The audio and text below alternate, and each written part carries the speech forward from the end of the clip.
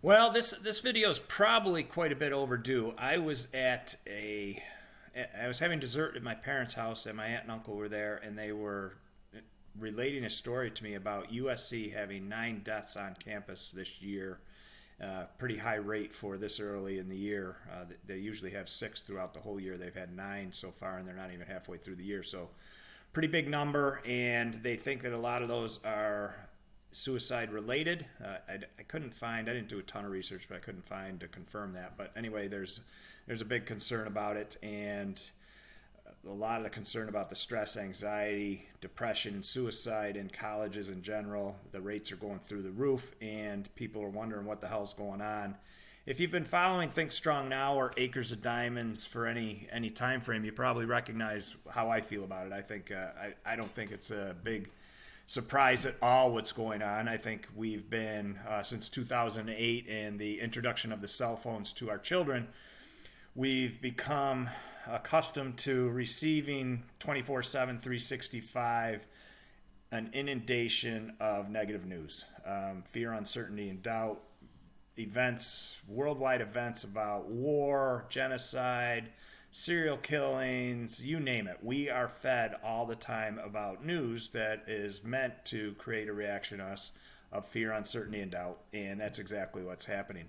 It wasn't too long ago, probably my generation, my parents' generation, and their parents' generation, where the only news we received as children was the news. There's a 6 o'clock news. Otherwise, we were out playing or working or doing things in our small community that were fun or would take up our attention. Now, our children, not only are they not doing that, but they are buried in their phones, and the information that's getting fed to them is negative. It's universally negative because bad news sells, and that's what's going on. If it's at all positive, i.e., Instagram, Snapchat, Finsta, all these other social media platforms, Facebook, it's the media is using those tools to market to people and make them feel less than, to make them feel that they need to seek solutions for happiness outside of themselves. So that's what's going on. That's why there's so much fear, uncertainty, doubt, stress, anxiety, depression, and suicide in our young people, is because they're being fed a constant diet, mental McDonald's 24/7, 365. This has never happened in the history of the world. And you start combining that with the fact that as parents, we have sheltered our children from adversity and conflict under the umbrella of good intentions, meaning that we want to have our children to have better lives than we had. So we protect them from challenges, from adversity, from conflict. Now the reality is, if you ask any of us that are 35 or older, what has built us into the people we are today, we will tell you it was adversity, it was conflict, it was challenge, it was overcoming things in our life that were hard to do. But yet, as we lead our young people, we are sheltering from those same things that built us into the tough-minded, tough-character people that we've become. So this is what's frustrating the hell out of me, is we have the perfect storm. We have social media burying our children in negative messaging and hijacking their minds such that they feel less than all the time. They're comparing themselves to other people all the time. They're constantly thinking they're not good enough all the time. And as parents, grandparents, great-grandparents, we were never exposed to that.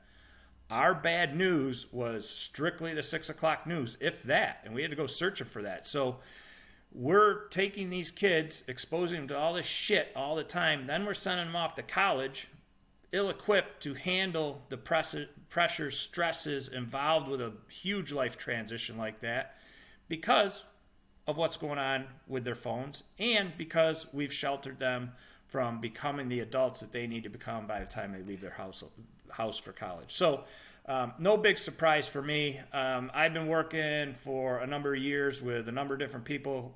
Probably the most progress I've made right now is with DJ Lagori on a program we're calling Acres of Diamonds. Acres of Diamonds is based on a survey delivered by Russell Cornwell. Please look it up. It's really interesting. It's not survey, essay. It's a real interesting essay. Look it up online. The essay was delivered in speech form more than 6,000 times, thought to be the most delivered speech in the history of the world.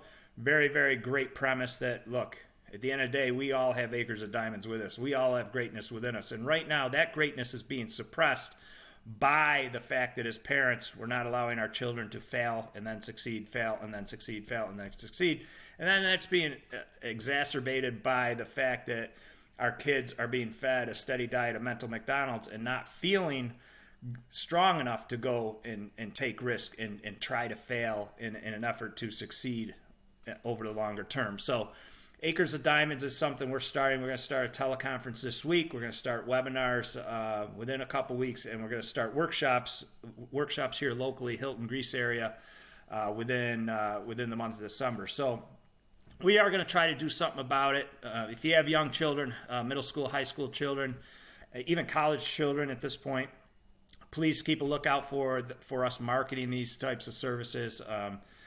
Initially, we'll probably do some for free, but eventually we will be doing it for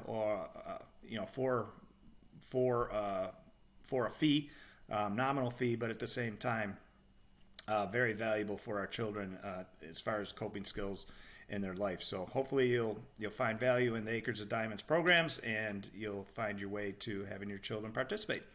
Thank you very much, and good luck. Thank you.